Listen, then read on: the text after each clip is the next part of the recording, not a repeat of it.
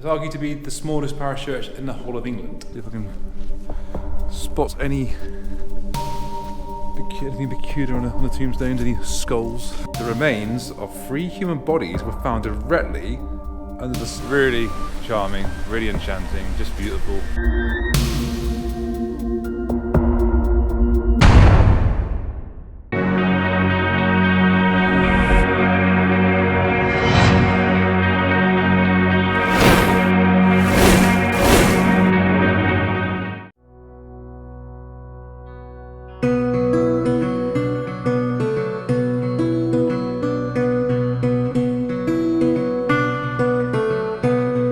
How are we doing, guys?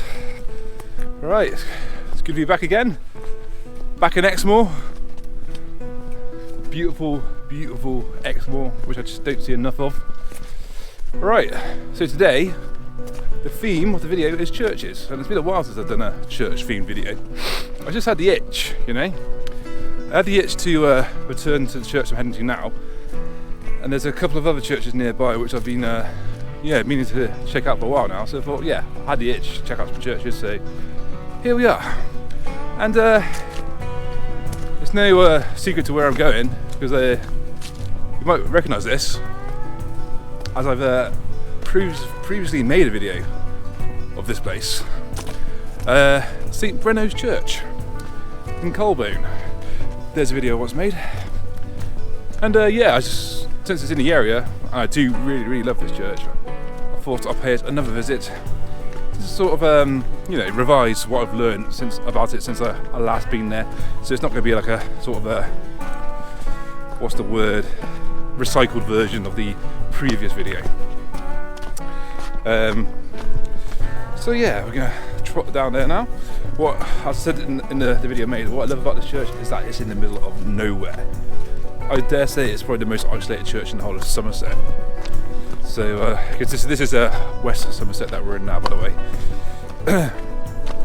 It really takes effort to get there. You can't drive to it. You got to park your car and then walk nearly 2 miles through all this. And but it's worth it. It's such a gem. So, right. So I'll see you down there, and I'll tell you what, just to give you an idea of how far you got to walk to get there, let's do a time lapse, let's go.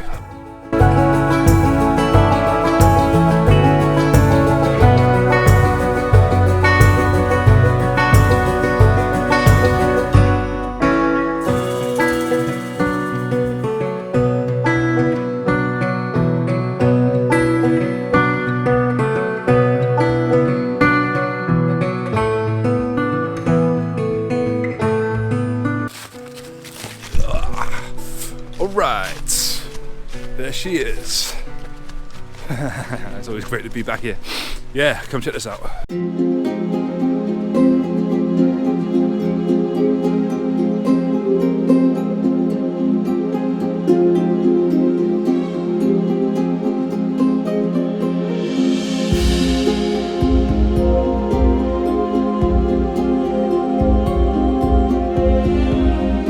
There she is again. St Brenno's. Let's go on in.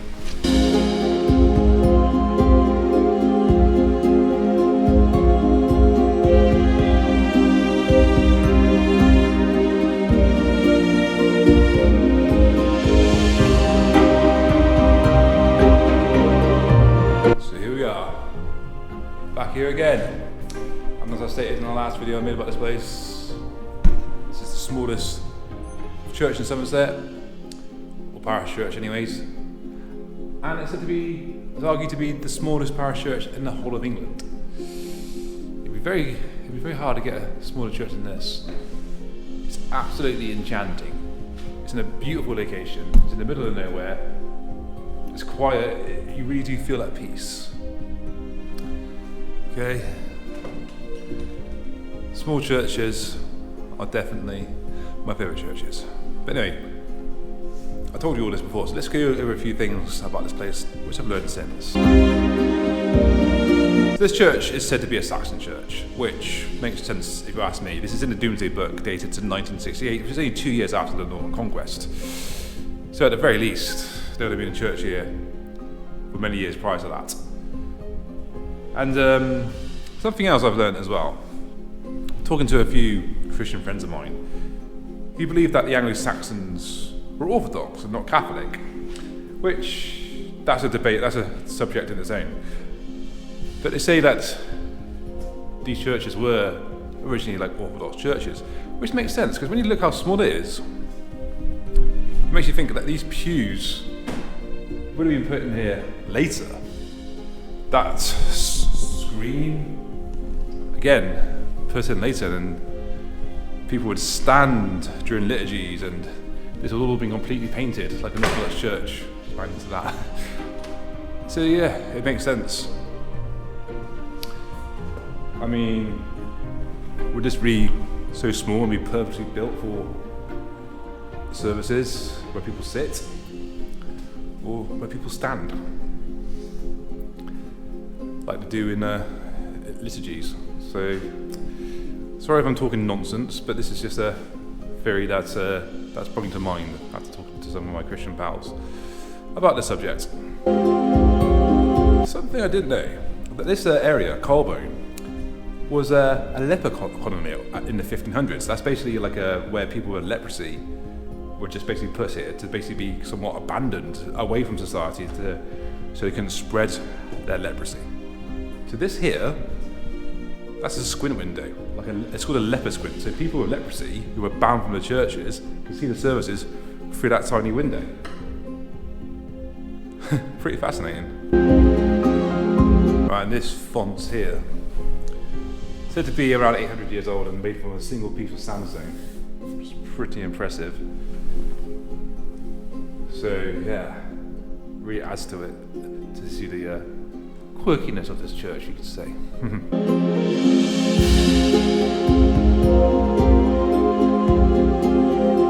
It says in here, for nearly 1,000 years, as shepherds put their mark on their lambs, so the children of the good shepherd have been baptized at this font. So now it's saying 1,000 years. So I mean, there's a lot of mystery around this church, around the origins, whether it's Saxon or not, which it clearly is. But yeah, this is what I love about these places, guys. You could just, don't let the, obviously I'm not saying there's nothing wrong with academia. Yeah, it's good that we've got this people researching it, but I mean, at the same time, you don't need to know all the facts, right? You don't need to know all the facts about the church inside and out to enjoy it fully and experience fully. Just let the magic, absorb the magic, become one with it. Embrace the history, embrace your heritage, embrace the spiritual elements of it. I'm not a Christian, but even so, I still feel very peaceful, somewhat of a spiritual connection here. I can't. This is I think the 4th time I've been here. Every time blows me away.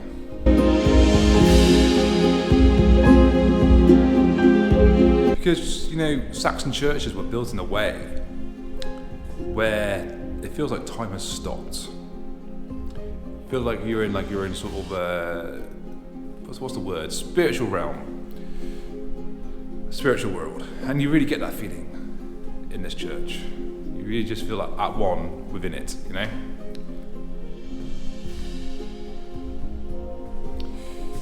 Yeah. The sort of this topic is a very fascinating one, and you need a whole new video just to talk about it. So I'm just it's times like today where you just feel lucky and somewhat privileged to be an Englishman in England, because we've got stuff like this. A rural church that was a beautiful walk, absolutely enchanting. Love it. But yeah, let's take a look at it from the outside. Let's go. So one of my favourite features of this church is this window around here. So this window, again made out of sandstone, Saxon, to be made by in Saxon times. And you'll see here, I'll get a closer shot of it in a second. Got this little face. Looks like a little cross between a man and a cat. Very quirky, and like no one really knows what it's supposed to be. So yeah, even more adding to the charm.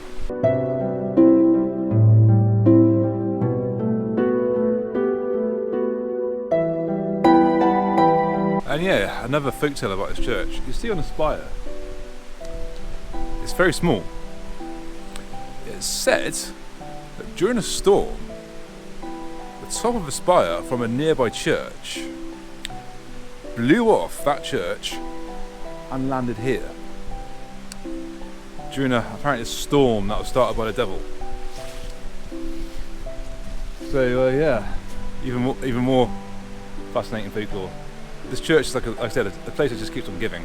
It's got everything, beautiful surroundings, isolated, lots of stories to tell.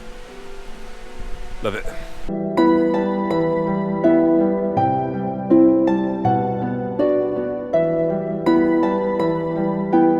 Yeah, right next to a little stream. Can't get over how enchanting this place is.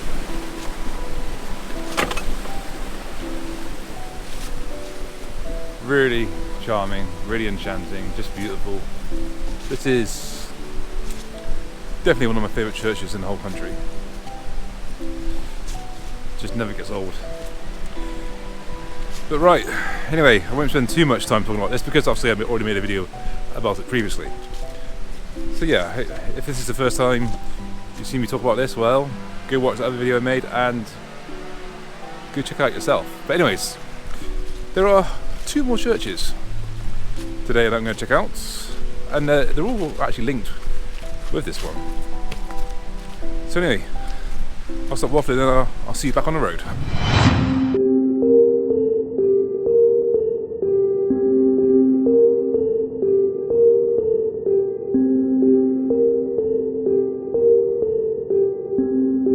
Right, second church of today, St Mary's in Oare. I think that's how you pronounce it.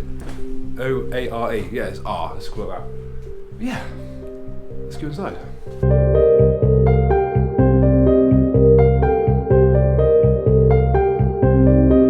Right. So for the first time I've been here. So it's been a church here for 800 years. And it gets its name from the Old English word air water, I believe. So Air Church, or the village, the church in Air Village. And very nice. And so this is like the most westernly church in the diocese of Bath and Wales as well. Oh, look at that! Hey, dude. I love things like that. What does this say? I've got a little information plaque. I'll read that in a sec. Yeah, liking what I'm seeing so far.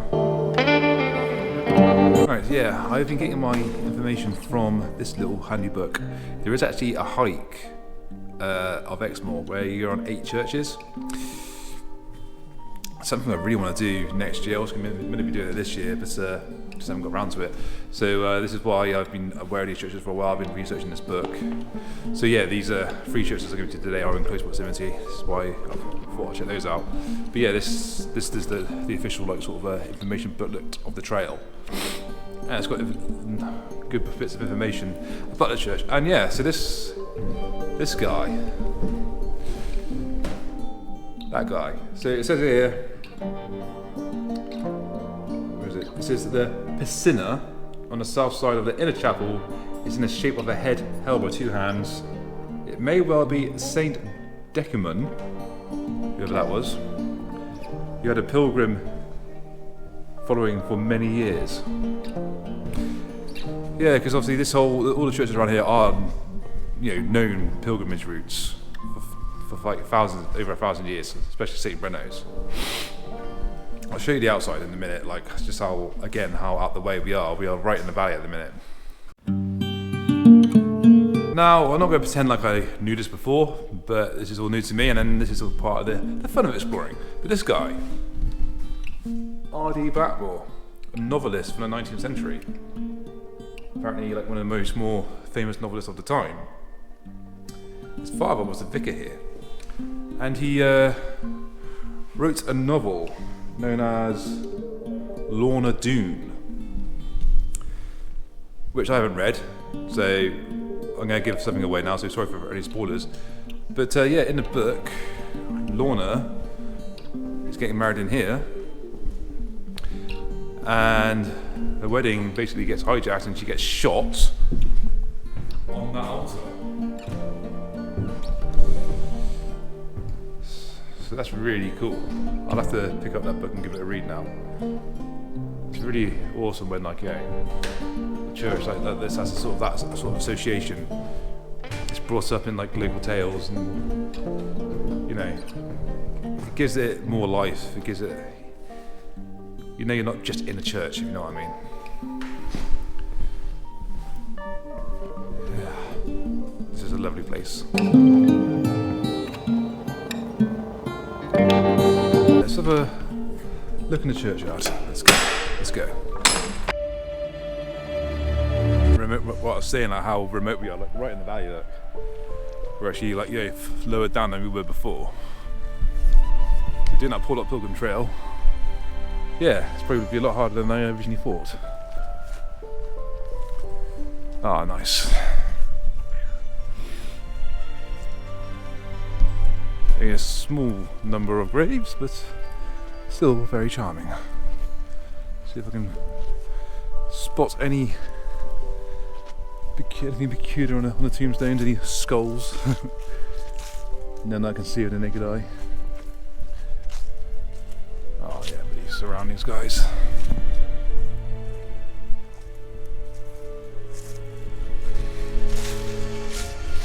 Love it.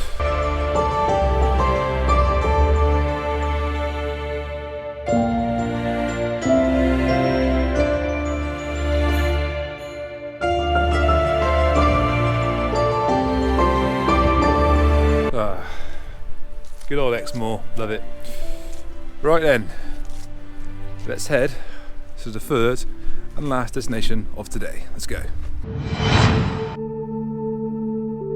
Wow, the roads getting up here were tight, to say the very least. Tight and hilly, and driving through farms. Like literally, getting up to a gate, having to get out of the van and open the gate, drive through, close the gate. And apparently they were all public roads. I wasn't like driving on people's private property. But anyways, all that matters is that we're here now, and this is the one church I was looking forward to the most. Check this out.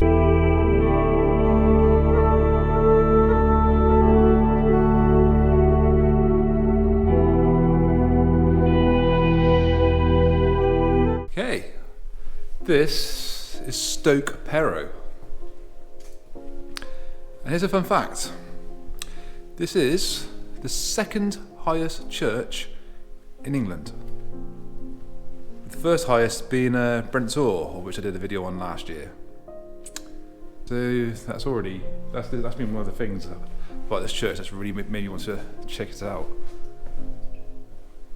Another fact is there's no electricity here. All the services are done by candlelight. And wow. Very rustic, very charming. Look at that. Can't see that. Beautiful.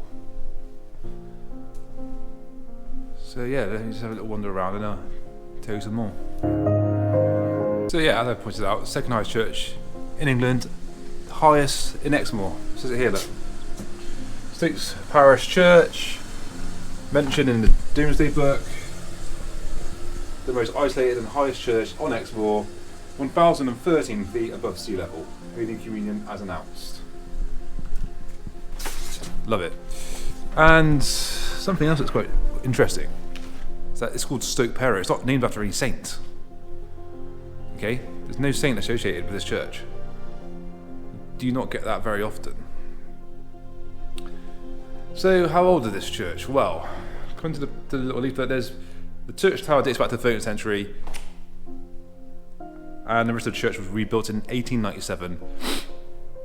It's in the Domesday Book, so this could very well have been like a Saxon church originally.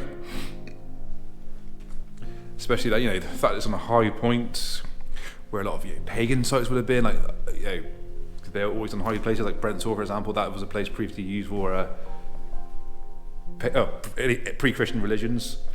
This very well could have been another place for that. But yeah, something quite quirky. That's what it's saying here. The timber for the rebuilding of the church was brought up here by a donkey called Zulu. And here we go. Zulu the donkey.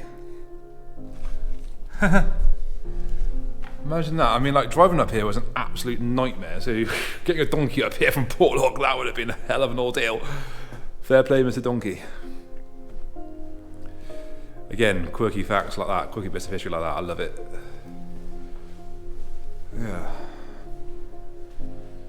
Yeah, really nice place. Yeah, just lit those candles myself. I'll obviously put them out before I go, but just to sort of add to the atmosphere while I'm here. What's good on here? Oh, we've got a little organ. Nice.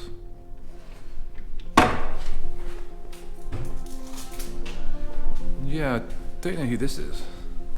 Or this is supposed to be. That's like it's meant to be like Virgin Mary or something.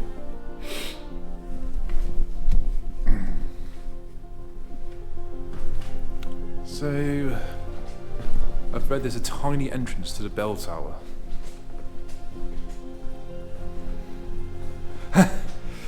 Look at this.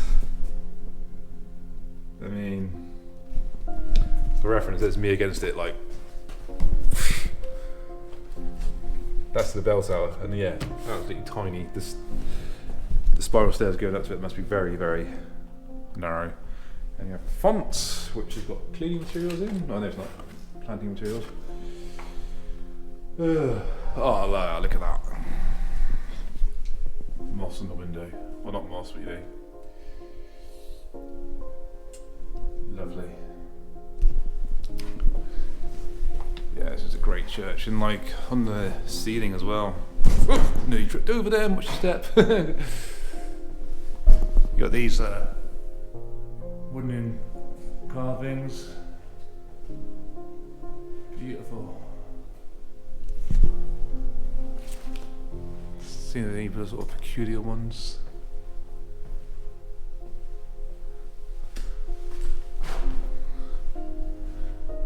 Hey, what's that one?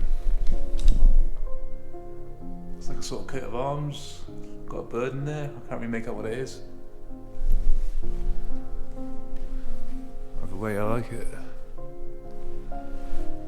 Nice. Really cool. Okay, I was just reading in the pamphlet about this church. Yeah, this struck me when I entered. You got this engraving along the door.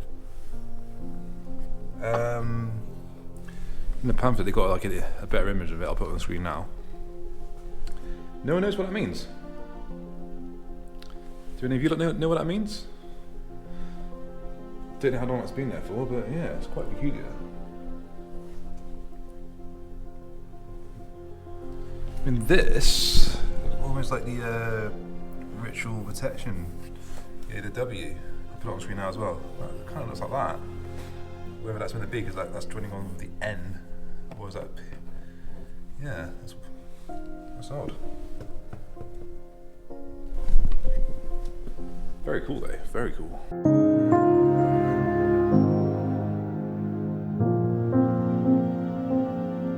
Yeah, and there's see, as I was saying earlier, Culbone and Oare and this place have all sort of a little connection. I mean, there's a Exmoor rhyme.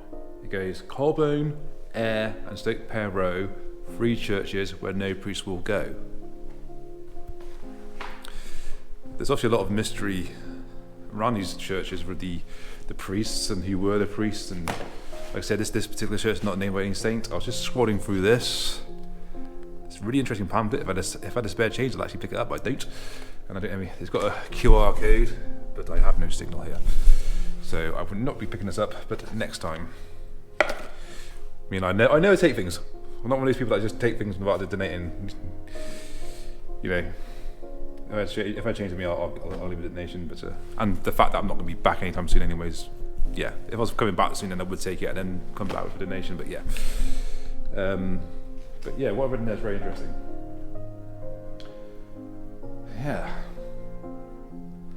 it's really nice. I'm just going to sit down for a minute and absorb all this, and then we'll have a look outside. Right, yeah, just before we do go out of the churchyard, reading through the pamphlet, there's some really cool information. I'll read it out from the pamphlet. So, the parish church of Stoke, standing as it does 1,013 feet above sea level, is said to be the highest church on Exmoor, also the most remote. Little is known about the early history, but this is the oldest Christian site on the moor. That's quite fascinating. The first church was probably built in Celtic times, the name Stoke denoting an outlying settlement.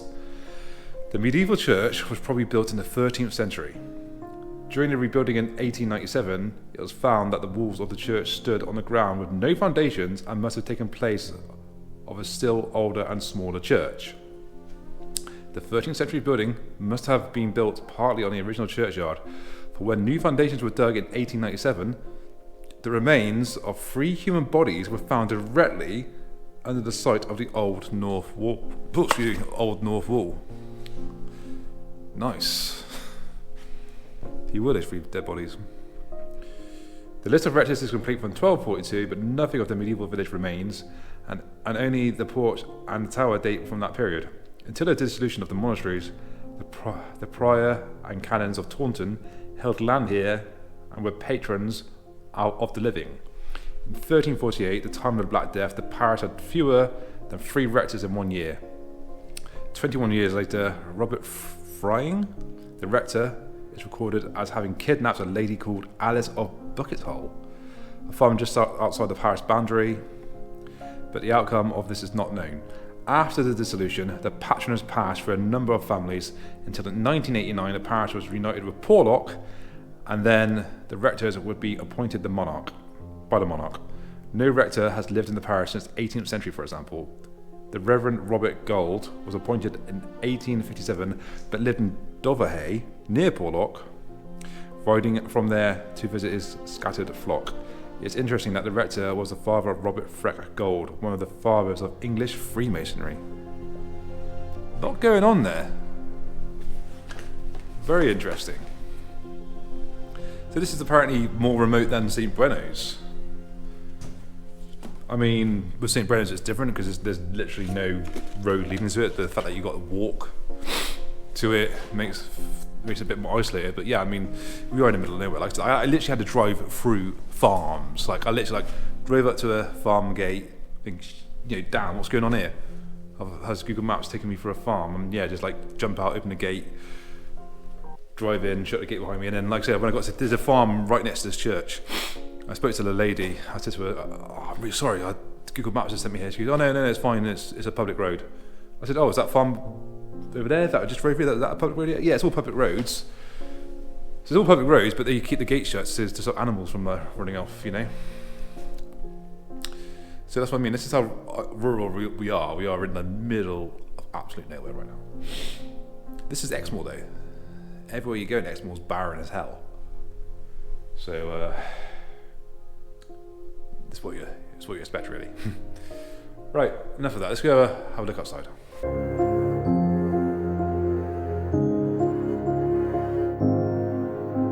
Okay, I went that way, but that doesn't go anywhere. So yeah, the actual graveyard is here.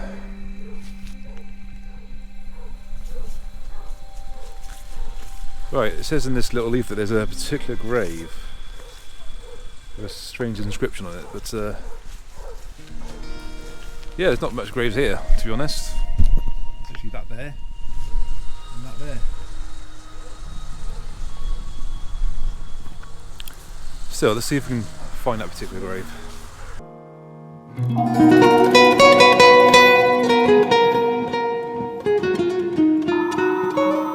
haven't found a specific one as talked about in this book, but there's one here called Richard Rowe. This is his tombstone. And so through all the length of days, thy goodness faileth never. Good shepherd, may I sing thy praise within thy house forever. Okay. Am I going to find it? Because a lot of these tombstones are very worn out. I'll check back in a minute if I find it.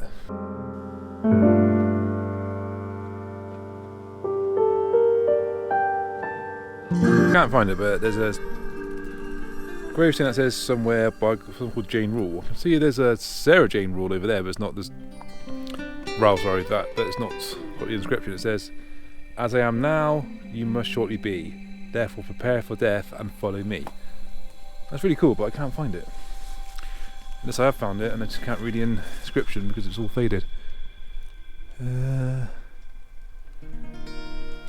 is this one here. Nah.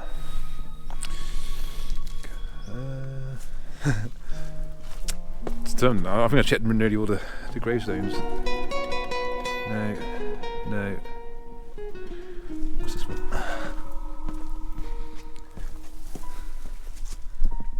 What was that?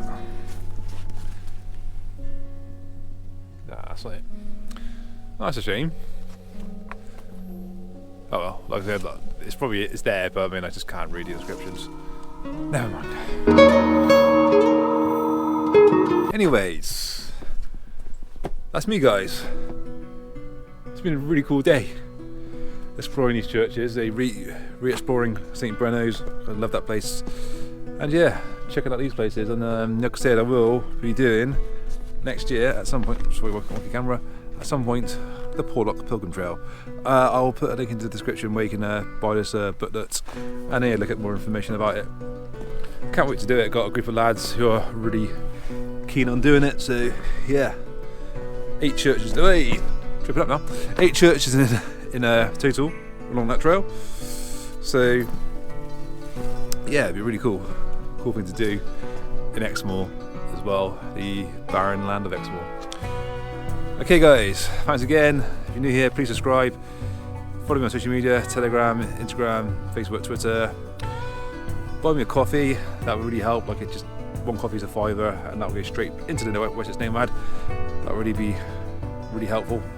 And also, don't forget I have a Patreon where you can get early access and other exclusive perks like book reviews, access to a Telegram chat where you can talk to me personally, and what else? Tripping up all over the place now. Right then guys, yeah. So yeah, thanks again then folks. It's goodbye from me and goodbye from these churches, and I'll see you at the next one.